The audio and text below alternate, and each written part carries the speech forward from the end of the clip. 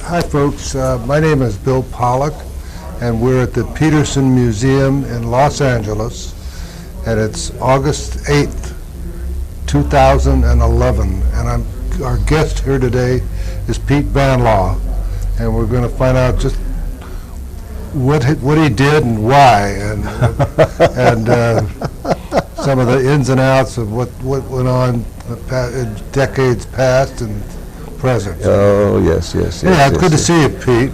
Bill, it's good to see you, as always. And you've got your computer, your laptop here with pictures, and we're really set up. Yeah, so, we're very modern. Tell me, let's go right back to the beginning. When did you first get really interested in four-wheel vehicles? Well, I got interested in probably junior high school. Back in the old hot rod days. I remember in 1947, there was a hot rod show at the LA Armory that my dad took me to, and as a result of that, I started subscribing to Hot Rod magazine. I had one of the early issues of Hot Rod magazine, and that was my passion. That and midget auto racing. Yeah, midgets were marvelous. And Gilmore Stadium, yeah. And then I'm trying to remember what got me. Oh, I know what it was. There was I had an opportunity to buy a 32 three-window coupe. Would have been my first car. Beautiful. And it had a chop top. It was a metallic bronze. It was sitting on a car lot in North Hollywood, and the guy wanted $250 for it. I love it. So I scrambled around trying to get the money together, and I finally got it together, and went up to the car lot to buy the car, and it was gone. Oh. And I was absolutely heartbroken. And a few months later, I ran into a friend of mine, a guy by the name of Mike Duckworth, who had one of the he was an early MG owner. He had a 53 TD that he was selling. And so I sort of swapped my hot rod passion for sports cars. I'd just sort of gotten a little bit of a taste of sports cars, and that was really my first introduction into it. This knackered 1953 TD. No, I'm sorry. No, it was 51. It was 51. Very early. Later, wasn't it a TC? No, it was a TD. 51 was one of the early TDs, and I put a Ted Cannon cam in it. Okay. Which sounded like a threshing machine. Ted was an interesting guy. He had one of the hot cams in those days for MGs. But is he part of the Cannon Brothers? He was part of the Cannon Brothers. Yeah, he was. Well, going to Ted's was like going to a blacksmith. I was going to say there was a lot of heavy iron in the yard around us. Yeah, very much so. Yeah. I mean, his claim to fame was drive shafts. Okay. But he had this cam grinding machine that, and I could swear that when he ground a cam, he would he wore this big black apron, and he was about 6'3". I mean, he was a very imposing guy. And I could swear he would take a pencil out from behind his ear and literally draw the profile on the cam and then stick it in his grinder, and you would get this cam that had these flats on it. Oh, so it was, it was no wonder that it sounded like a threshing kind of the machine. Max Balchowski approach to engineering. Yeah. Go out on the floor and weld it together. Well, Jack McAfee used to say that Ted had, his tools was a hammer, a chain, and a piece of pipe. I believe it. Yeah, that was his. We built a car that you could have thrown out of an airplane and wouldn't have hurt it. Yeah. It was, it did fair. It did fair, yeah. It got around. I forget what it had in it. It may have been a Jimmy but I'm not sure what it was. I think, well, the original Mark I, I think, had a V8 in it. Did it? I think, I didn't so. pay too much attention to it. But I know it sat out there in his yard for years and years and years, just rotting. But anyway, when I was going to college, I started hanging out at Jack McAfee's new garage on Ventura Boulevard in Sherman Oaks, and I met a guy there who was his salesman, a guy by the name of Steve Wilder. I don't know if that name rings a bell. Steve was, at that time, was going to Art Center. He was apparently a rather well-to-do kid, because I know he had, I think he had a Morgan later on, but he had one of the first Volkswagens that I'd ever driven. And he was going to Art Center at the time, and was also Jack's salesman, for what that's worth. But Jack couldn't get any cars, so that was a problem. So Steve lasted 2 or 3 months, and then finally decided to go on to other things. I think he was writing for Road and Track, and doing things like that. But hanging around at McAfee's was that was an interesting experience, and met some very, very interesting people. I had a chance. I think I was the last one to drive John Edgar's 4-1 when. That had to be a handful. Did you ever drive it? Did you ever race it? Not the 4-1, no. Because that's the one that Henry Manny had, and scared the bejesus out of him to the point where he decided to sell it to John. Well, he went from some little Italian thing that had a smallest engine, a Timex watch that powered it. Probably had a Seattle Spider. Seattle Spider, Yeah, but the really little one. Yeah. Went from that to a 4-1 Ferrari. There had to be something in between.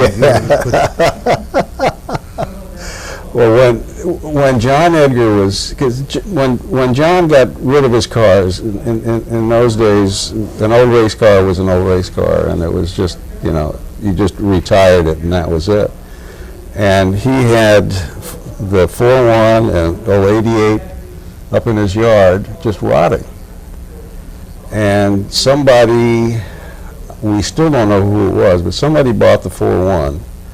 And John asked me to drive it down from the house, down to McAfee's. And that was a thrill, because I'd never driven a Ferrari before. Of course, the tires were flat. We had to bring a battery up to start the damn thing, because it had been sitting so long. But that was that was. They were exciting cars. They really were. I mean, it greatest sounds in the world. Just. Well, the first race I ever went to was Torrey Pines in '55 when Phil drove the 2.6 Ferrari. And I'd never heard anything like that. Yeah. Never heard anything like that. Just absolutely phenomenal. The sounds that thing made, just, and of course Phil, I think he took it up to whatever red line was and then beyond, and that I think was what really got me hooked on sports cars and sports car racing and so forth. And I mean, it was so exciting at the time because it was so new. Anything that came in, any new car that came in was really something worthwhile, something to see. Yeah, it was a great period of time. Great period of time. It was, yeah, definitely. Let's see what we got. Anything here that? Oh, Harry Jones. You remember Harry Jones? Yeah. He and Johnny Rich had a body shop in Glendale called Rich and Jones, and Harry and Jack were very close friends, and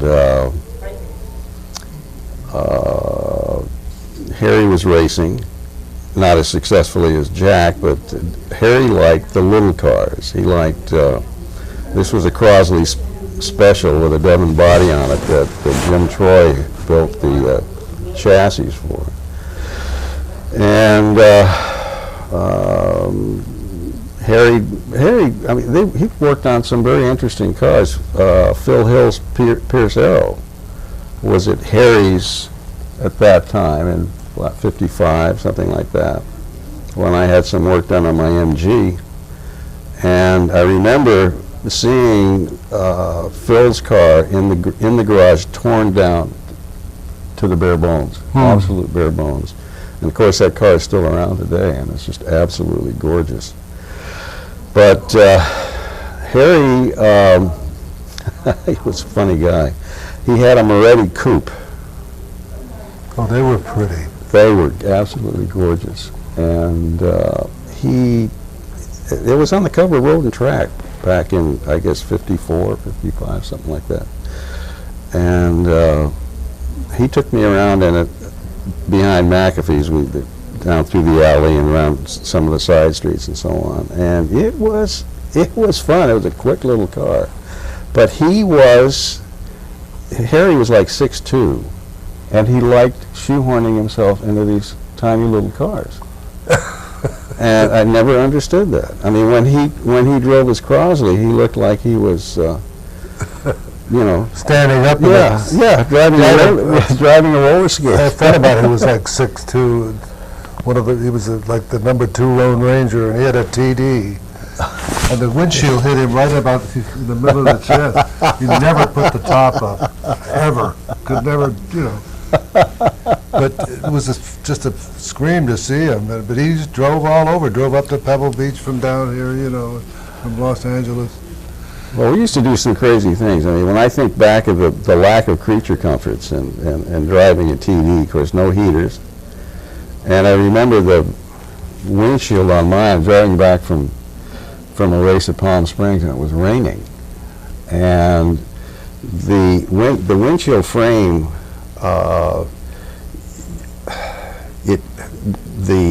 when I had the top up, the air blast would raise the top, and the windshield frame would raise up above the glass. Uh-oh. And I would get sprayed with water. I mean, this is, you know, typical MG. I finally put a C-clamp on. I clamped the top to the windshield frame so the damn thing wouldn't keep spraying me in the face. That's funny. Between that and the side curtains and, you know, Yes, all of that. the early MGs were beautiful cars to look at and dream about. But boy, they, you know, they lacked a lot in some of the creature comforts. Yeah, you had I mean, but The side curtains were a joke. Oh, they were a joke, yeah. I remember out at Willow Springs, I had traded in the car. I got the 51 TD for a 53 that I later raced. But I was up at one of the early races at Willow Springs, you know, in those days when the wind blew and, you know, it was, you'd come home from, you know, you were covered with the same color dirt from top to bottom. Yeah. And I remember I took a date with me, and we wanted to get in the car and put the top up because it was really getting uncomfortable, and I went into the back to get the side curtains out of the little box they used to carry them in. You remember? Once you got them out, you couldn't get them back in. Well, somehow I got the side curtain out, and a gust of wind came up, and it ripped out of my hands and put a hole in the other side curtain that I'd already put up. You know, I mean, it was that kind of an existence. But I'm going to jump to way ahead here to a story I wanted to tell that I love to tell. This story was when Earl Gandell and I went, we had gotten our commissions in the Air Force, and we hadn't gotten our assignments yet, but we had just graduated from UCLA. And we had worked out a deal where we were going to try to get to Germany and pick up a Porsche at the factory that had been on order. And that's another story, but we hitchhiked back on military aircraft, and got back as far as McGuire Air Force Base, which was the jumping off point to Europe, and spent 2 weeks trying to get authorization to get to Europe, which turned out to be a complete failure.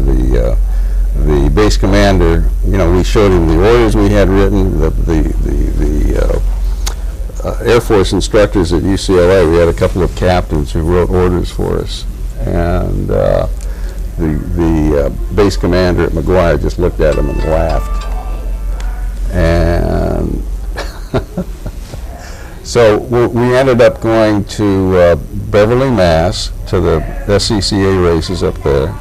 Jack was there with Edgar and Rolf and Joe Landaker and so on. And then the races at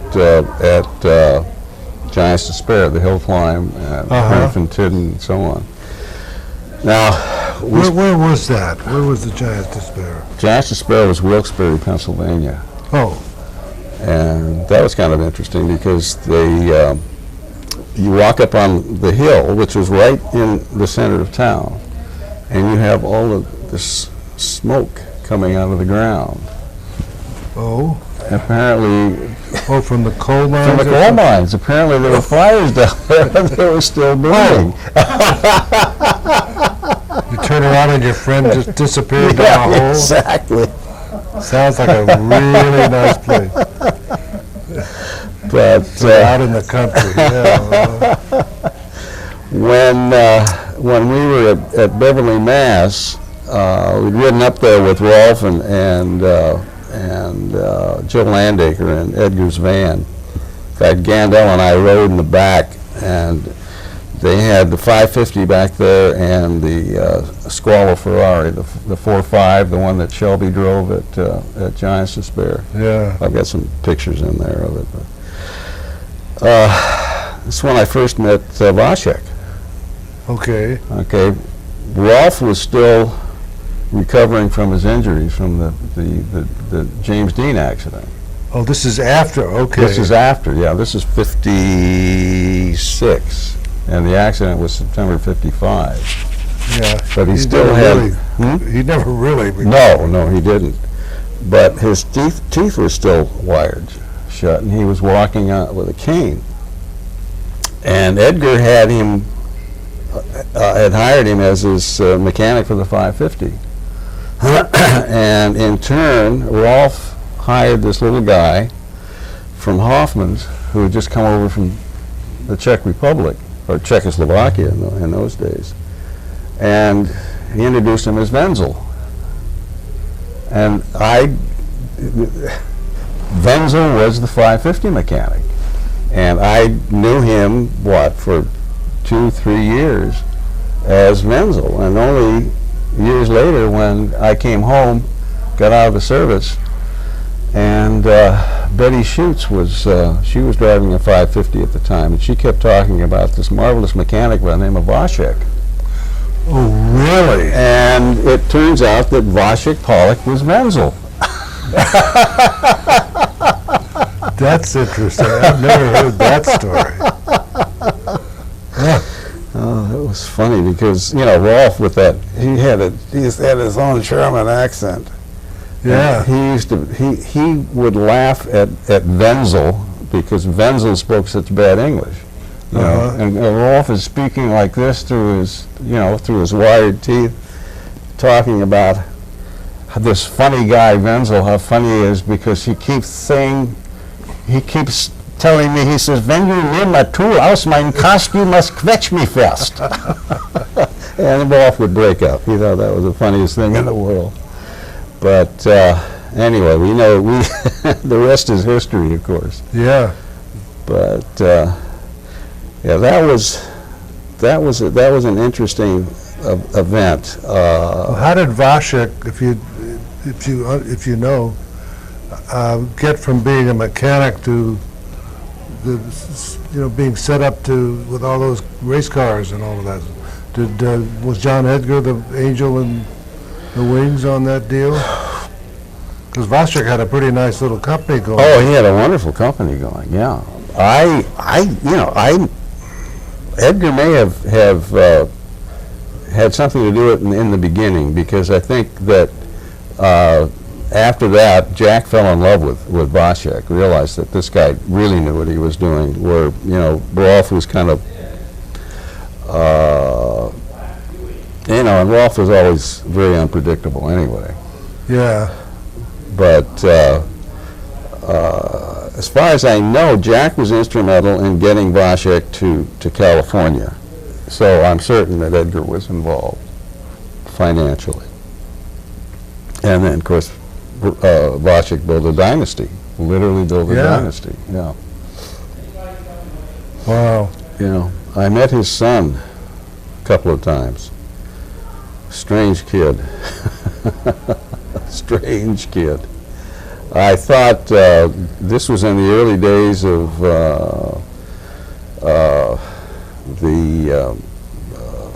what do you call it? Emailing. There was a sports car. It wasn't a blog in those days. It was a sports car group, racing group on the internet, and the name Voschek Pollack kept coming up, and I thought, what's Voschek doing on the internet? This didn't sound like his thing. And then we had some correspondence back and forth, and it turned out to be Voschek's kid. But that was not a happy story. Let's look at the list here.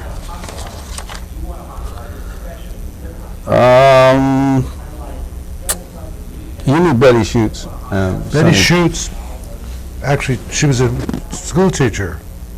That I didn't know. Yeah, and she was a counselor to my oldest daughter, and taught her at, I think, Grant High School or something like that. Yeah. And years later, I wondered how a teacher could afford a 550 Spider. Unless she didn't eat or drink or... No, she came from a wealthy family. Huh? She came from a wealthy family. She did? Yeah. Well, that explains a lot. Yeah. Yeah, I knew Betty Schutz. Yeah. Her, what's interesting, her husband, Denny, had a camera store in Pasadena. Okay. And Jim Sitz used to work for Denny. Really? Yeah. I think he was in the lab. He worked in the lab for Denny, did developing and processing and so on. But Betty was one of Jack's customers. She started out with she had a little 1953 America coupe that she started racing, and then her friend Sonny Baker decided she wanted to go racing too. And by that time, Betty had bought a Speedster, and then Sonny bought a Speedster. Then, of course, Betty graduated to the 550, and I guess she had a pretty successful career. I was gone most of that time. I missed her driving the 550. But I got to race against her when she was driving the America Coupe. We had a great... I'm not familiar with that. What? The little Porsche, the early Porsche. It was later became the Continental. Oh, okay. I think it was. It may have been 1,300 cc. No, I think it was 1,500 cc's. But it was a 356. Yeah, it was a 356. Okay. Yeah. Okay. Yeah. And right. Didn't it have a strange? Or am I thinking of? It was a coupe, but it was. No, it was a straight. It was straight. It was straight fastback. Yeah. Okay. No, it wasn't a notchback. She and I had a great 6 or 7 laps race at Santa Barbara until I got black flagged. that turned out my crack pit crew. Your what? My crack pit crew forgot to snap the hood shut. Oh. So every time I'd come down the start-finish straight, the hood would start opening up. And I'd back off and the hood would shut, and next time I'd come around, the hood would raise up again. So the guys finally black flagged me. That was the end of that race. It turns out my crack pit crew, there was a gal in some very, very tight pants with she was connected with a Jaguar pit that was right in front of us, and they spent all their time ogling her. Well, that explains it. I certainly can't hold a man responsible. Absolutely not. Absolutely not. Boy, oh boy. That's funny. But there was another thing that I wanted to get into, and what was it, 54? I think it was 54. Jack raced Vanlaw's 4.5 at Bakersfield. And you were probably in that race. Yeah, and I drove that car. Once Vanlaw asked me if he was racing a car at Torrey Pines, this coupe that I eventually wound up driving, and the 401, the Mexico. No, this coupe. was not the Mexico. This was like a beautiful 3-liter coupe, strictly a Sunset Boulevard car. But he said, asked me if I would pick up that 4.5 from wherever and take it to this shop somewhere down around Soto Street in L.A. and have him put it on the dyno and check the plugs, which I did, and then I drove down to Torrey Pines. And the thing, had no license plates. It's totally illegal to run it on the highway, and I went by highway patrol at about 90 miles an hour. I just, that's it. Just kept my foot in. I thought, if they really, I never had somebody pulled over, and I guess they just, But yeah, that was, and I was just, I was having a wonderful time. Yeah, I can imagine. Yeah. And then I digress for a second, but I raced that 3-liter coupe, and Tony wanted me to find out, what the weak points in the car were, and of course it was the brakes. And I got the brakes so hot, they were drums, that the spoke wheels, the Baranis, actually made marks in the drums. Oh my God. They melted the drum. Oh my God. But what was even worse, when I brought the car in and Tony was looking at the wheels and then got up and opened the driver's door, and I had the Pirelli driving suit that my wife had dyed. And it was beautiful suede, natural beige with Bill Pollack's outline of my beautiful butt and everything. And Tony just let out this scream in Italian of this, that was the last time I drove for it. I don't understand why. I just really did a number on this beautiful car. Oh God. But yeah, well, we had at Jack's, one of the customers was a guy by the name of Pete Barnum. Yeah. Big heavy-set guy who was Pat Weaver's exec producer at Doodle's brother. Doodle's brother, exactly. Yeah, and Pete had this wonderful idea. He was trying to get Jack to become a commentator, and Jack McAfee. Jack McAfee. That was an uphill job. Yes. Mr. Monosyllabic. I didn't say that. No, Jack was a dear friend, but Yeah. he there were times when you couldn't get a word out of him But it was interesting. Pete came in with an early, I think it was a Webcore tape recorder, Okay. and mounted it in Paravano's 4.5 in the passenger seat. And Jack was supposed to narrate during the race. And I remember that race, he lasted 6 laps and then went on his head. I remember him doing a slow roll over a hay bale. And of course Jack denied it to the very end, but I'm absolutely convinced that the reason he went on his head was he was trying to concentrate on trying to tell what was going on. You can't do that, exactly. So, you know, it's like racing and talking on the telephone. Yeah. You know, the same thing. Exactly. Yeah.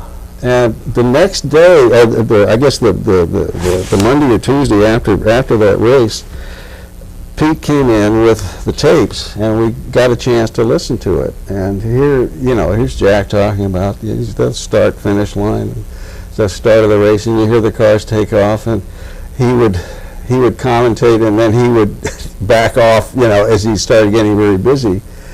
And about the 5th or 6th lap, I think, who was he trying to pass? Sterling Edwards, I think, in that Edwards Special. Yeah, Edwards Special, or he had a, I think at that time he had a Ferrari. Oh. And all of a sudden, everything goes quiet, and then you hear this ka-bump, ka-bump, ka-bump, and oh shit! And that was it. That was the end of it. Kind of an interesting ending, huh?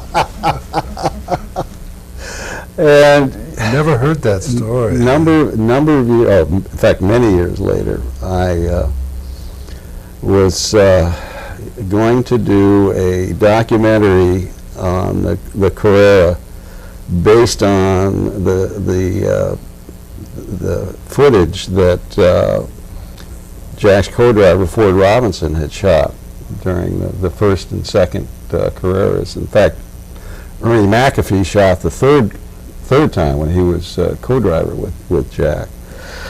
But I had gone to Jack's house, and we were going to put together, you know, the details of this thing. I wanted to pick up the film from him, and so on. And he came out of his bedroom and he hands me this tape box, in addition to the canister with the film in it. And the tape box, it's just kind of scrawled in pencil. It says Bakersfield. And I thought, this is it. All these years later, I found the Bakersfield tape, the aw shit tape. As it turned out, if it had been, somebody had recorded over it. Somebody had left the tape recorder on, and it was some very bad Nellie Lutcher that was recorded in somebody's kitchen. You know, it's like they had the radio on in the corner, and the tape was running, and nobody knew it. So that was the end of that. But that's too bad. I did find on the tape some very, very interesting stuff, and that was that Jack had interviewed a bunch of the drivers before what was it, the 50, when did he crash, 55? Was that the last one? 54, 55? When he crashed the 4.9? Maglioli won the race in an identical car, and Ford was killed, and Jack. And where are we? We're in Mexico. This is the Carrera Panamericana. Yeah, I think, yeah. Well, it turns out I had the tapes cleaned up, and trying to figure out where these came from. What the hell was this all about? I had asked Jack about it, and he had no memory, no recollection of doing this. But you know, he interviewed guys like Walt Faulkner and Billy Vukovich and you know, all of the Indy guys who were driving the stock cars, the Lincolns, and you know, then some of the European drivers and so on. And there was also the beginning of the race, Jack narrating from the 4.9. And then, he gets to third gear and everything quits. But then there was another section that, remember Steve Mason? John's? Yeah. Well, Steve Mason and, what's his name? The guy that was a Chrysler dealer in El Paso who had won or come in second or third in 1950 and 51. They were stationed at the at Oaxaca, the next leg, the end of the first leg, and they were doing this play-by-play thing. Okay. And now there's still this mystery. Where the hell did this come from? How did this happen? Who created this thing? I mean, a lot of mysteries came out of it actually, because where was the tape recorder? You couldn't do like you do with Paravano, because Ford Robinson was in the passenger seat. So where the hell did they have a tape recorder mounted in this damn thing? How did somebody finally get a hold of the tapes? Who instigated this thing in the first place? And finally, after I had read some stuff that Will Edgar came up with on the Carrera and his father's car and so on, Will was alluding to a deal that his father had made, or NBC had made, that they were going to supply movie cameras, and of course at that time everybody thought Jack was going to win because he had the fastest car and yada yada yada, and NBC was going to do all this stuff. And then it suddenly dawned on me, Pete Barnum. Here was a guy who was the perfect guy to put all of the stuff together. He was still, was still involved with NBC and Pat Weaver and that whole bunch. And here's this ill-fated project that never saw the light of day. Nobody knows about it. And in fact, I wrote an article for Casey Annis. He's still sitting on it. It hasn't been released yet, and whether it will ever be, I have no idea. But it's called the McAfee Mystery Tapes. Until now, I'm the only person that knows anything about it. So it was an interesting event. There's three of us. Huh? Now there's three of us. Yes, yes. Thank you. We're going to blab all over town. But the video, the documentary that I did, we ran it at the 50th anniversary of the Carrera that they had here at the Checkered Flag 200, and it turned out well. It turned out we made it a tribute to Ford Robinson. To Elliott. No, this is Ford. Ford, not Elliott Ford Robinson, but Ford Robinson. Oh, okay. They were two different people. Gotcha. Yeah. Ford was a old midget driver and hot rodder, and one of Jack's buddies. And he rode with Jack in 50 and 51, and then Ernie first rode with him in Paravano's 4-1 in 52. So you drove, I think, a Torrey Pine. That's something I don't think I could ever do, The Carrera? is ride with somebody. Oh, ride with somebody, yeah. Particularly in Mexico at speed. Oh, God, awful. Well, and Ernie, bless his heart, Ford was pretty good with a camera. Ernie, not so much, because I guess Paramano handed him the camera and said, Ernie, I want you to do what Ford did.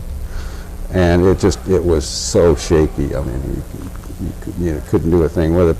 Plus, I'm certain the suspension between the Cadillac that Ford rode in 50 and 51 and the 4-1 Ferrari that they tightened up like Sure. crazy, made a big difference. But Jack used to talk about Paul Vanlaw called him McPhee. McPhee! Had this wild, harebrained idea. I want you to go to Italy and drive so-and-so. Anyway, that was one of the great characters of that era. Well, you had some experience with him. Yes. Well, what? No, huh? No, I was going to say, you drove the 401 at Torrey Pines, as I remember. Well, I drove that coupe, Yeah. but no, I didn't drive the 401. No, I'm talking about the 401 coupe. The yeah. coupe. Yeah. Yeah. Maroon with the Halibran wheels. And Yeah. Yeah. Yeah, that was a nice car, really. Yeah. Yeah, Tony was. No one's ever put an end to that story, and they're probably right there with Judge Crater or whatever. He's probably in a chunk of freeway somewhere. Boy, oh boy. Well, he told me once about, thought this was really a good deal. He would go to Italy and lend money, and there was no usury law in Italy at that time, so he'd charge, at that time, 11, 12, 15%, which now is, Yeah, then it was usury. that was considered, Now it's- considered criminal. Now it's considered a good rate. Yeah, now it's a deal. And then like, he'd lend it to somebody who wanted to refinance their hotel or something like that. And then like 2 weeks later, he'd foreclose and take the hotel when they couldn't make the balloon. Yeah. And I don't think you did that too many times in Italy before you did the wrong guy. I got a feeling that's what happened. Because Yeah. I think that's what he told me, and he thought that was a good way to good business to Yeah. be in. Yeah, right. Just Well, keep moving. Well, you drove for two of the great characters Yes. of the sports car of that sports car era between Tony and John Edgar. Yeah, I mean, Edgar is engraved in my memory. Just, I've got 3 hours of nonstop John Edgar. He was a funny man. He was. And I don't think he tried to be funny. He just did crazy things. Yeah. Well, I mean, one of my favorite stories was at Torrey Pines. I think it was 55, and I think it was, wasn't 55 they had the 6-hour enduro? Yeah, I was in it. And Steve Mason was trying to get John off of booze.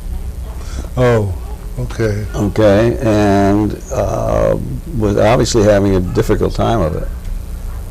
But John was, we were back in the pits, and John was up maybe 50 feet in front of us. And he was timing Jack every time Jack came by. And he had his binoculars, and he's watching Jack, and he's hitting at the stopwatch, and so on. And he's saying Jack's getting slower every lap. And he can't figure out what's going on. And finally, Steve he runs up to John, and he looks at his binoculars, and he unscrews the eyepiece, and it's 2 bottles. They were dummies.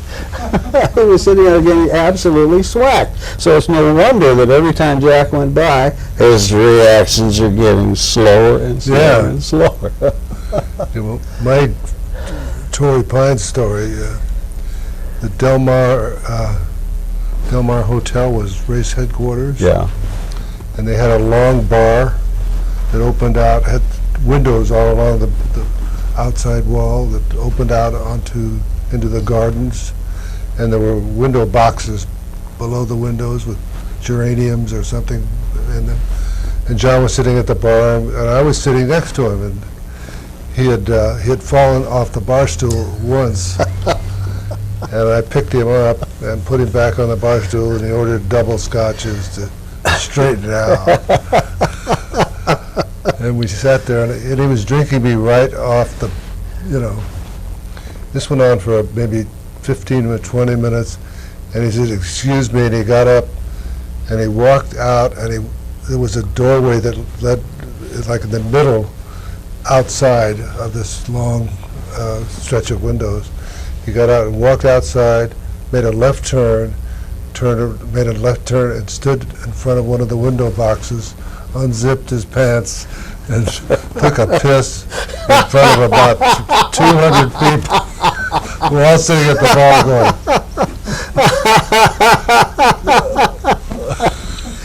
And, zipped it up, Yeah. walked back in like he had no recollection. Man had None. no shame. No, shame. came right back, got up on the bar stool, and I said, "John, I think I'm going to hit the sack or whatever. Get out of here." Yeah, he was John was just something else. Yeah. Amazing guy. Yeah. And yet his, I only learned about his history years later from Will, and reading some of the stuff that Will had written about him. I mean, he had a pretty fabulous character, Really. into a lot of racing on his own, and I guess he crashed his what was it, a Triumph black label? or whatever the hell you No, call it was a four-square aerial or something like that. Really exotic English bike. Yeah. Really fast. Really. Which is exactly what John should have, right? Always in control of his faculties. Yes. But I remember he would drive. He would be dressed up really, beautiful suit and clothes, and he'd ride that down to McAfee's, to Ernie's. Yeah. And I guess John was living at Sunset Towers then. Could be before he moved up on Coldwater Canyon, obviously. Yeah. Yeah. Now, that was an interesting place, Ernie's. Because that's one of the things that I've forgotten about that. You mentioned what got you interested in sports cars. When I was in high school, my dad had a little manufacturing place down on Cahuenga West. Okay. And this was 1951, 52. And I remember watching the guys go to lunch from Ernie's.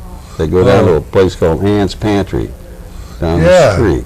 Yeah. Okay, where they had this wonderful, was it French dip?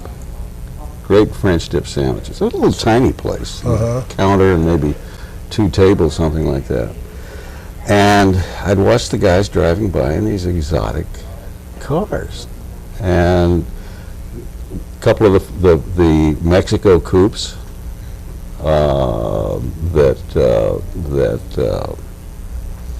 Ernie was, I don't know, somebody bought them after the 51 race or what, but I remember one noon watching the guys drive down the street, so I hopped into my car, or my, whatever the hell car I was driving at that, my mother's car, I guess, and zipped down to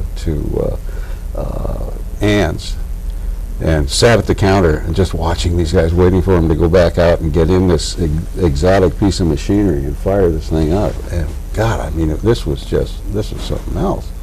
So when my senior year, they had a day set aside for all of the seniors. You pick a industry of your choice, and we'll get you in to work there for a day. And where did I want to work? Ernie McAfee's. Really? Did it work out? It worked out. It was great. I met That's great. all kinds of characters. Bill Doheny and Henry Manny and Jack. And those days, Jack was working on the Barker Seattle. You remember the Barker Seattle, little Seattle Spider? Yeah. And God.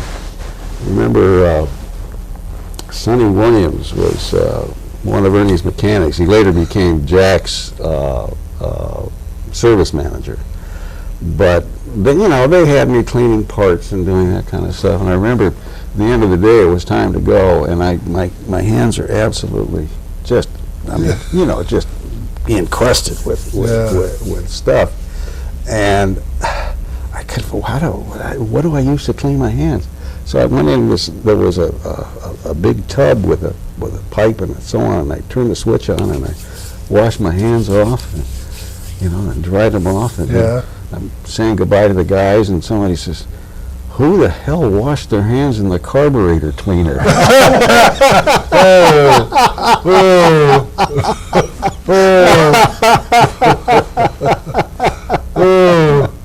Oh God! Did you know what Henry Manny did? Well, I know Henry had been a ballet dancer. Yeah, that's one of the great stories. And his wife Annie Manny. Annie Manny. Yeah. And she was a dancer also. Yeah. Well, he claims he joined the ballet to court Annie. Oh, that was his story. And I liked Henry a lot. Henry was a wonderful guy. He was a great guy. Yeah, we had really a lot of laughs.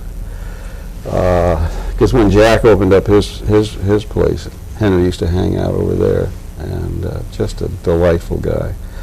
He used to talk about this friend that he and Annie had when they were in the court of ballet, named Eddie, and he said he'd always talk about Eddie as being this really phenomenal dancer. I mean, he had the strength and the build and so on to do the lifts, and he had the talent and so forth. And he said, but Eddie had one problem.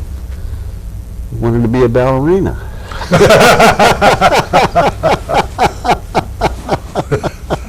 Oh, okay. He was just a decade too soon. Oh my goodness! That's funny. Yeah. Well, hey, we work it out. Yeah, right. Then Henry went to, he started riding for Road and Track. I mean, it's not that he needed the money, but, he was so involved with cars and so on, and he was a delightful writer. Went to Europe. He became their European correspondent for a number of years. Where was his money from? Was it family money? Or Yeah. That's how he was into Ferraris. Well, because you don't retire from being a ballet dancer and buy a Ferrari. No. Well, he had that beautiful 2-liter coupe. Yes. You remember the blue coupe? Yeah. When I first saw it, it was in a basket. I think he bought it from Briggs Cunningham. And just gorgeous. And he used to talk about how it became a basket case. His friend George Metzger was driving it for him, and he said, unfortunately, George's philosophy was drive a little faster and maybe the noise will go away. Oh, okay. He blew it up. So, and I guess Henry didn't have the money at the time or wherewithal to put it back together, because I guess it was in a basket for a long time. In fact, I think he probably sold it that way to whoever the next buyer was. Yeah, International Motors, Roger Barlow's operator, he had several cars in baskets, and one of them, I just seeing this, was a Delahaye. Oh, really? Yeah, and I mean, there's a lot of moving parts in that car. And I thought, boy, talk about a lifelong. Okay, this 16-year-old boy is going to put this car together, and hopefully before he retires at the age of 65. Yeah, they had roller cranks and individual ball bearings and roller rods and just Yeah. The French, at that time, they designed some pretty good stuff before they went into perfume and pâté, steak à poivre. Yeah. Let me see if I got anything on our list that's worth talking about. Oh, the Brynfantidden. The what? Brynfantidden, the race at Brynfantidden. Oh, not familiar with it. That's they had it the same weekend as Giants Despair. They do the Giants Despair okay. hill climb on Saturday, and then they'd race at Brynfantidden, which was the ex-governor's property. Beautiful little track through all these little glades and ferns and streams and so on. I mean, it was just exotic as hell, but it was very narrow. So everything was limited to 2 liters. And years later, well, I'm jumping ahead here. Jack was driving the 550, and Shelby was driving a borrowed 2-liter Ferrari that Edgar had borrowed from Canetti. And Shelby won, but it was a hell of a race. The two were, they were changing places for, I think, the last 15 laps or so. So it was one hell of a race. But Jack was convinced, until I finally had to tell him otherwise, that he had won the race. And this was just a few years before he died. And I finally said, Jack, no, you didn't win the race. It was Carroll Shelby. I had to show him the documentation, and they finally, oh, okay, all right. But years later, when Tommy Burnside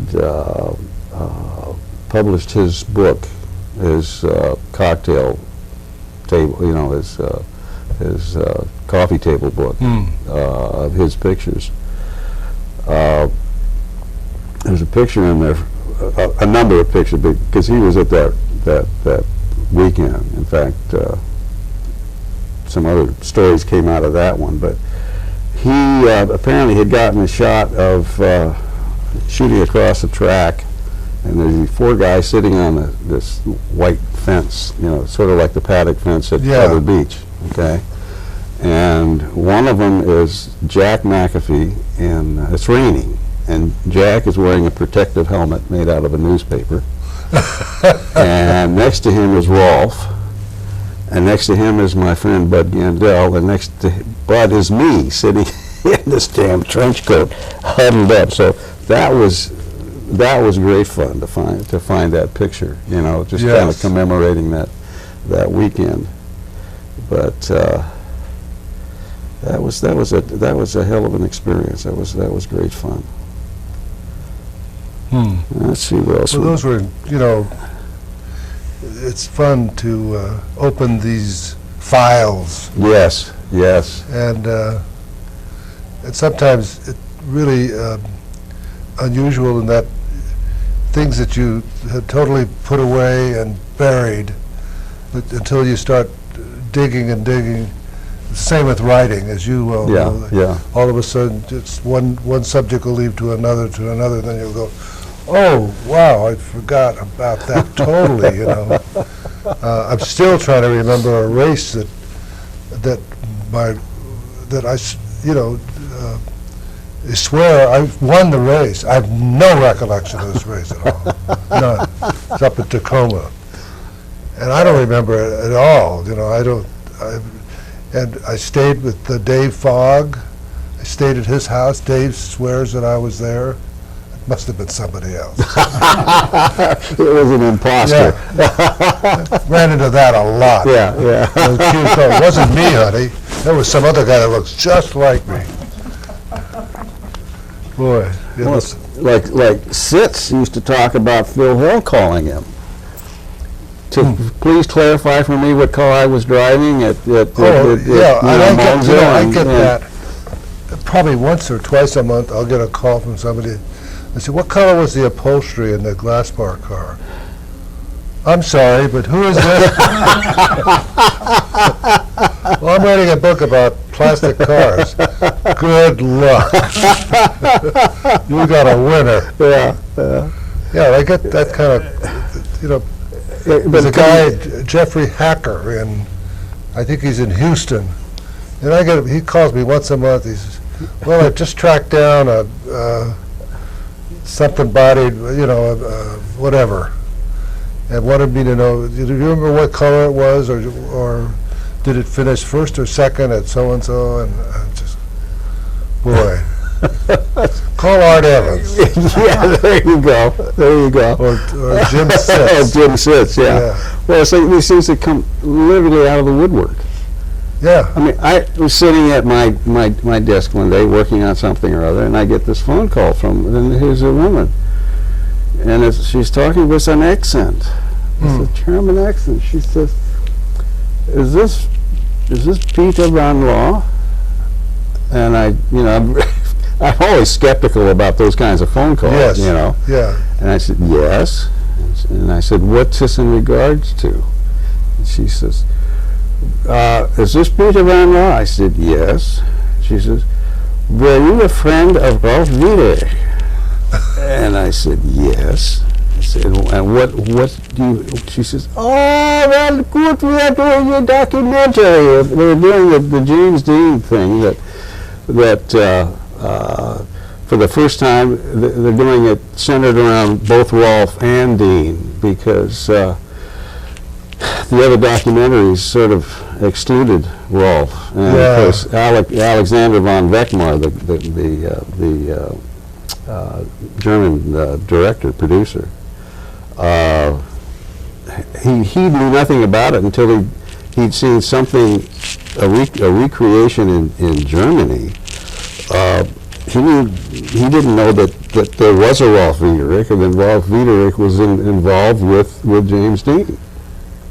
So he decided at that point he was going to do a documentary about Rolf, for German television, and his involvement with Dean. That was an experience working with him. Did you know the Belgian young man, Tony Andrian? Oh, yeah. Andrian. Yeah. Nobody can say it. Yeah. Adriansons. He came over and called me from the Sportsman's Lodge, which is, like a couple of blocks from my house. Yeah. And wanted to know if I had a few minutes. He had the galley. The galleys, yes. And wanted me to and this is a guy that was writing a coffee table book that was really a coffee table. Yeah, humongous. It was a monster book. So I that time I didn't know, and I said, well, he said, well, there's some pictures of you in it, and I've got to identify. And I said, oh, well, okay. And I went over there.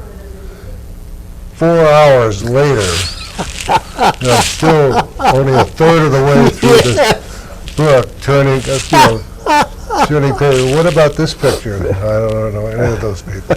Oh, what about this? Never saw them. What about this? Oh boy! I mean, you gave me a copy of this book, which is gorgeous. Oh, it's gorgeous. Yeah. But it's like at this advanced age that I'm living through now, I can't lift this book. Well, that's the amazing thing about Tony is that everybody that is listed, that he gives credits in the front of the book, he sent copies of that book to, and it's the postage alone was like $30. I know. I don't know how he did it. I think the book was like 100 or something. Yeah. I mean, that's all the profits. It's a beautiful book. But he. I'm amazed at what prompts people like that to want to even get into this. Yeah, because he wasn't around then. No. Like this guy that's doing this research into, plastic cars. Like, why? That's like a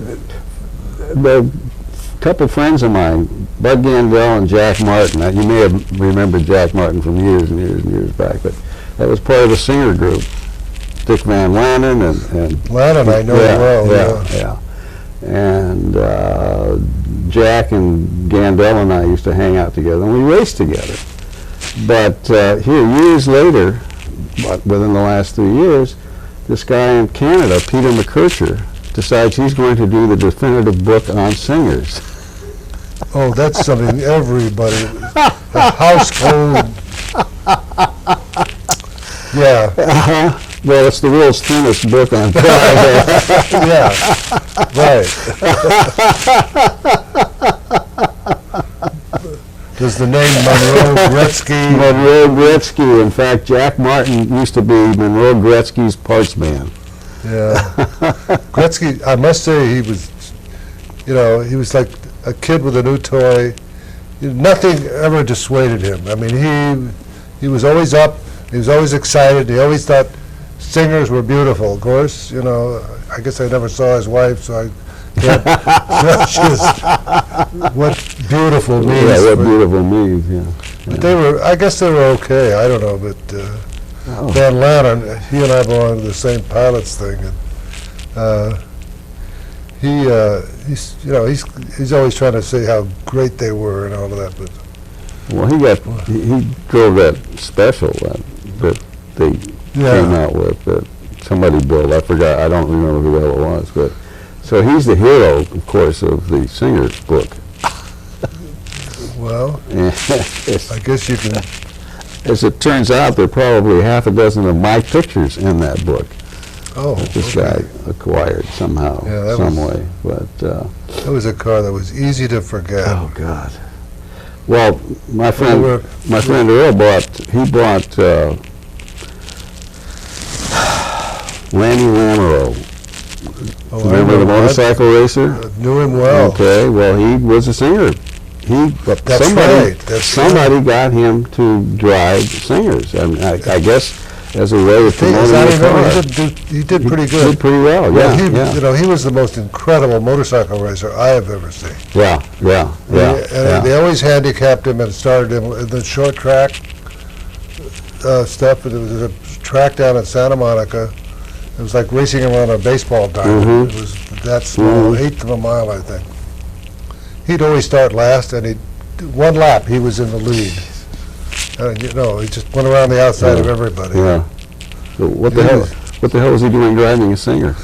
That's the point, I guess you have enough, and they had the terrible crashes in that race. Yeah. And my wife and I, we had this joke between us. What is it that the ambulance would come running up, and they'd bend down over this guy, they'd all look around, and they were sticking something in him that brought him back to life.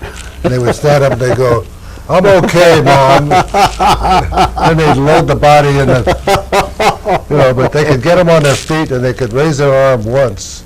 And that was it. They were finished. Yeah. But what was that drug that they used? Boy, they would really, they crashed. Well, anyway, my friend Earl Gandell bought Lammy's Singer. Okay. In very knackered condition by that time. Yeah. And it had been repainted, and he drove it for, I guess, close to a year, and though it came to a sad end up on Laurel Canyon. A guy coming down the hill in a Cadillac ran out of brakes and just literally opened the thing up like a can opener, because the body was aluminum. Well, the way the British built bodies in those days, aluminum over wood, over a wood frame. So I know for weeks or months afterwards, there was little bits of kindling wood along the edge of Laurel Canyon where he crashed. Wow. Fortunately, Bud came out fine. He didn't get too badly hurt. Very lucky. Yeah, it was very fortunate. The car didn't fare too well after that, though, because that was one of the differences between the MGs were built on a wooden frame as well. Yeah. But they were steel, and the Singers. I didn't know that. In their infinite wisdom, the body itself. I think the fenders were steel, but the body was aluminum. Yeah, I didn't know that. Yeah. I never really had a lot of interest. Well, I can understand why. Yeah. I had one or two TDs, and I had a couple of TCs. And TC I loved, but boy, it was just a great little car. And mine, I finally put 16-inch wheels on it, and then and a Shorrock blower, which made a really nice car. Did you change the steering? I did the Tommy Thompson Yeah, kit. yeah, because the original steering wheel was Only had a little- half a turn Yeah. play, you know. Yeah, Oops, just a little play in it. yeah, because Well, that's a, I think that was endemic to a lot of British cars, because when I went back 30 years later to drive the Allard, and I sat in the J2 and I went like this with the steering wheel, I said, "What's wrong with the steering?" I said, "Nothing wrong with the steering." What do you mean nothing wrong? That's, you know, that's the way it is. Oh, that's the way I drove it? Yes. Oh, don't believe it. Yeah, I remember conning Noel Kirk. Remember, he was the Allard Yeah. guy Oh, yeah. and the Sunset Strip. I went in because in those days, you know, I mean, I'm this college kid who's, you know, still wet behind the ears, but I'd looked old enough that, you know, I could go in and seriously act as if I were an interested buyer, and took one of his J2X's up on Mulholland and had a blast. I mean, let you it was- take it? well, he rode with me, Oh, of course. but let me drive, and that was a trip.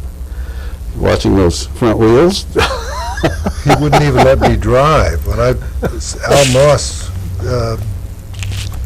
told me about Karstens, well, before that, I had been interested in the Allard, and I went up and Noel gave me a ride around the block. He drove it. So when Al Moss told me that Tom Karstens was looking for a driver, I called him and I said, "Yeah, I had a ride in one of those." You know, Tom said, "Okay." That was it. Can't believe it. I never told him exactly what the ride was. It must have been a handful. I mean, do you remember it being? Well, I mean, it was no, kind of point actually, I and- thought the car really handled great. It was point and squirt, as I remember. Huh? It was just point and squirt. You know, I mean, it was. Well, it drifted Yeah, nicely. Yeah. Because I got into a couple of times when I thought, this is it. It's all over. And once when I was qualifying right after the start and finish at Pebble Beach, there was just a light little kink, Yeah. Yeah. and I got into there about 10 miles an hour too fast, and the car just started it. Mm-hmm. You know, and nothing was, you know, it didn't matter what I did. It was Yeah. just, and I finally got through the turn, but I was still going too fast to get shut off for Yeah. turn one. Yeah. And I got it slowed down enough that I could spin it at the end of the. And John Edgar had heard me coming, and this car out of control, and hid behind a tree. And I'm sitting, the car now is facing the wrong way. Stopped. I shut off the engine. I'm just kind of sitting there, pissed off. And John Edgar sticks his head out from behind a tree and says, "Hey, Bill, you okay?" Yeah. Okay. You know, that was it. That was. Yeah, they had. I tried to qualify earlier, and they had left. They had a Morgan still on the course, which I caught like on the back straight, and I had to literally stop my car. And when Karstens went to the race chairman to request another qualifying time, they said, "Well, yeah, you have to wait till all the other cars are qualified." Karstens almost had a stroke. I was pissed off, and I went out way too hot under the collar. I should not have been driving, and went way too fast, and they gave me the pole position anyhow. Because I came by the start and finish line so fast that I think I sucked all the clothes off the first two rows of people. It was just, yeah, I was just really had my foot all the way. Yeah. Well, that had to have been a well-prepared car, though. Oh, they'd spent, you know, months and months, you know, getting everything. Yeah. They would take the car completely apart after every race. You know, take the rear end apart, all the drive lines, the transmission. They always threw the gears away one time and then the case away the next time. Jesus. Because the transmission was done Yeah. after. Yeah. Was it a It was Lincoln a case? 3-speed Ford truck. with Lincoln Lincoln gears. gears, yeah. And you'd open the drain, the stuff that, grease, the lube would come out looking like gray paint because all the hard chrome would be gone. Yeah, I never ever knew how much I wore that car down. I never said, oh, it's okay, it's all right. Well, you had to have, using a 3-speed box and a course like Pebble Beach.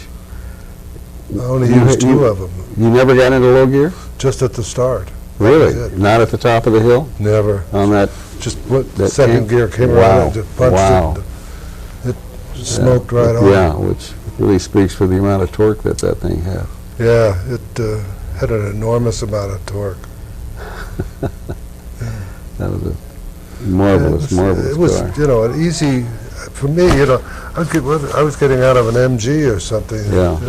It felt really good. Well, you drove 88. You drove Yeah, that February's was 88. my first, I drove it, I raced it several times, but I took the first Pebble Beach. Was that before the Amel deep body was Yeah, on it? oh, yeah. Yeah. Yeah, but the car, we qualified really well at Pebble Beach, but the car only ran about 50 yards and then blew up. Ernie had a Mickey Mouse supercharger with an intercooler, which was a Crosley radiator sitting Oh, God. in the door and fans blowing and oil. It was impossible. It had stacks coming out the side, and I went about 50 yards and then quit. And I'm pulling the starter, and you just pull the thing. I'm trying to start the car, and a guy is shaking me. And I'm trying to start the goddamn car, and it's shaking me. And he finally pulls me out, and I look out the side and have the starter thing, and each time the engine, water shot out of the exhaust pipes. And I went, I think that's it. Boy, something had blown, and it we had a had a little, problem. some kind of an electric fuel pump Yeah. that was just pumping water into the engine, just Yeah. because something is, it backfired and blew something in the intercooler somewhere where the water was cooling the mixture. A mess. Yeah, that was a fun car. Yeah. Well, Pollack, you were talking about, you did an interview with Bruce, with Kessler? Just Yeah, I did. recently? I mean, recently? Yeah. January. January? Oh, really? Yeah. Okay. Because Yeah. that brings up a lot of old stuff. Oh, yeah. Because I was there at Willow Springs when he did his famous spin and crash in turn 3 in his mother's Jaguar. His mother finally bought him a network to learn how to be a TV producer or director or something. She said that's enough. After a few crashes. Yeah, he had some serious crashes. Well, he had a few back in those days when I remember, I don't know how we did it. We had corner passes or something, and I think it was Santa Barbara or Torrey Pines. We're sitting on a hay bale, and Bruce was driving one of the Seattle Spiders. I don't think it was the Barker, but it was somebody's Seattle Spider, and he came sailing down the straight and ran out of brakes. And got it stopped just enough to turn it sideways and hit the hay bale and do a slow roll. Another one of those shit events, Oh, good. I mean, what the hell we were doing on hay bales, sitting right there, I have no idea. But, safety was it's not quite the same in those days. Yeah. I love Bruce. He's a really good friend and good Yes, guy. good guy. In fact, I'm going to see Warren Olson, who was his adoptive parents. Simone was, she considered him her son. Yeah. I'm going to see them up north. But yeah, he's a neat guy. Yeah. A neat guy. Well, my connection with Bruce goes back to when I was at UCLA. Here's this Gandel. It was about the time Gandel was driving Lanny Lamoureux's Singer we wanted to get to the SCCA races at March Air Force Base in the worst way, and we missed 53, and we weren't about to pay to get in. I mean, that in those days we afford pit passes anytime we could. Yeah. So we figured the SCCA is tougher to forge passes for than the Cows Club. So we decided to put on a car show at UCLA. Because this is at a Air Force base, and we're Air Force ROTC, and what could be better than to put on a car show? So got Ernie bring out his Mexico Seattle with all the holes drilled in it. Remember that one? Yeah. And we got John Edgar, we got 88, and we got a few other cars. We got Bruce, at that time, was driving a Porsche for, I think the kid's name was Tony Smith. And Warren was maintaining the car. Ivan Smith. Ivan Smith, that was it, yes, Ivan Smith. Yeah. I raced that car at Torrey Pines. Did you? In the 6-hour race. Okay, okay. Good car. Well, I mean, Warren was maintaining it, and obviously Yeah. it was, it was well put together. But yeah, we had Bruce was instrumental in getting Ivan's car out to the track, or out to UCLA for us. We were successful, by the way. We did get our pit passes, and we were able to get into the races at March. But yeah, that was. Yeah, we kind of became good friends after that. Yeah. He's going to be our Christmas party. He's going to be our next honoree. Oh, good. Bothwell Good. Award. Yeah. That's great. Well, have we about covered Have we the entire? run out of tape? Have we done? One more thing, James Dean's car, we were talking about that Saturday. Yeah. The possible whereabouts of. That's another interesting story. Yeah. It was the mystery car for so many years. It was called the Death Car. It had all kinds of stuff. And when Alexander von Weckmar did the documentary, the recent one, he found the car. Oh. It had disappeared for all of these years, and it turns out that the car was exactly where it had always been. Doc Esrich bought the car back, as a wreck from a junkyard, and took the engine out, sold off the rear end, I think, to Joe Plain, and something else to who was the doctor that killed himself on the racetrack, and he had a 550 hot rod, Troy McHenry, and then the car disappeared from sight, and then George Barris started. Well, I interviewed George Barris, and George put the car, and it was supposed to go to Florida to be in a safety exposition or something for the local police department down there, and it went through I don't know how many states, because they weighed the truck and trailer before it left L.A. and because you had to pay fees, when you cross state lines. So they had the weight documented and the doors sealed, and when it got to Florida, there was no car in the truck, and the weight hadn't changed. So that was George's. That was George's story. Yeah, I think the fact that the car is actually still in Esrich's garage, and Alexander has the bill of sale from the junkyard when Esrich bought it. What happened when Troy McHenry had built a lightened 550 that broke apart at Pomona, and it killed him. I think Barris got a hold of that car and painted Little Bastard on the back and the numbers and so on, and used that car as the Dean Death Car. Oh. And my sense of it is that people started talking about serial numbers because nobody talked about serial numbers, Right. in the early days. But then people started getting serious about provenance and so on and so forth. And I have a feeling that they started checking on serial numbers, and the car magically disappeared, which did, I mean, it made the whole mythology Yeah, mushroom. it really worked well. Yeah. I mean, I think we all know that Barris was one of the world's great promoters.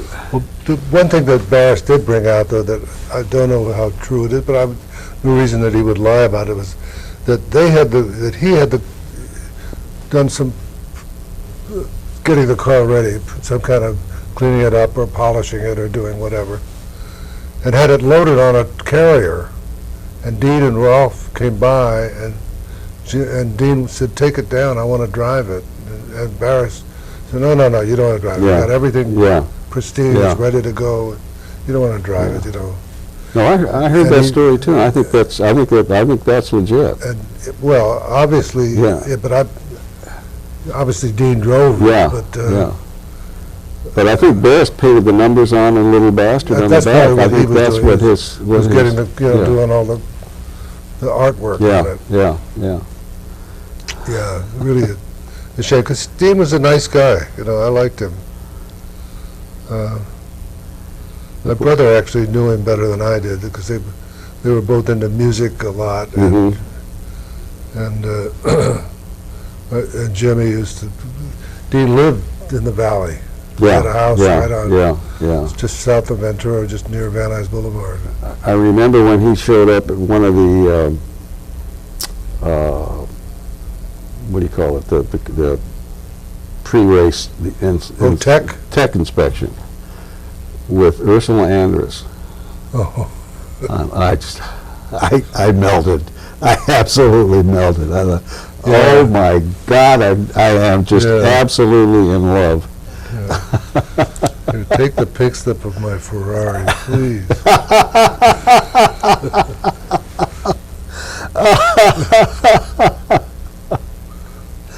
But no, apparently, according to Alexander, the Eswich family did not want to get involved in all of the publicity That I can understand. and just kept the thing under wraps in his garage. Hmm.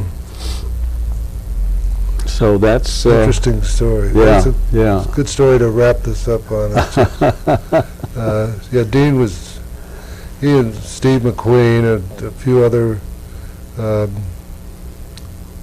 actors. We had some interesting people that came out and raced with us. Yeah, sure did. There was another motorcycle guy that. Oh well. Oh, you're thinking of Yeah. of the Alfa Romeo, the Cat Allard, Kenyon Wynn. Keenan Wynn. Boy, that's Yeah, good. yeah, Yes. yeah. Well, Yeah, it's something. he You know, was- it's still I back. liked in Keenan, someplace. too. Yeah, yeah. Yeah. That's getting that in my early days when I first got my TD. There was a guy he had a little MG garage at the corner of Woodman and Ventura. It was a gas station at that time. Oh, okay. And we became buddy-buddy. He's the guy that convinced me to get the Ted Cannon cam, which really was a whole other thing. But he took me one night over to Warner Brothers and to introduce me to, what the hell was his name? He drove, the guy, the mechanic, and drove the Cat Alpha. Oh God! He had a little shop, literally right across the street from Warner Brothers, and they had just put the CAD engine in the Alpha, and he was trying to get the rocker covers to fit under the hood, and he's just beating the shit out of the rocker covers. What the hell was his name? He drove an Allard later. Oh, God. Oh, boy. hate to end on a note where I've forgotten somebody's name, but he was, Yeah. but no, Keenan Wynn was, of course, he was a motorcycle guy. Yes. And we had, the Cal Club had we always had a motorcycle event. Yeah, yeah. And I was always amazed at those guys, they were, I looked at them like, boy, you are really, because they'd lay it down at like 90 miles an hour and the guy would get up and go, then off, pick up the bike and, Yeah. and off he'd go, and I thought, Jesus. But, something to say for leather. Oh, man. Well, I remember it was kind of a preview of things to come, because most of the guys were dirt trackers. Yeah. Remember? And they would still drag a foot. I know. And then there were two little South American kids that came out one year. I think it was in Santa Barbara. And most of the guys driving 500 cc's, and these guys were on little 250 cc bikes. And the feet never came off the pegs.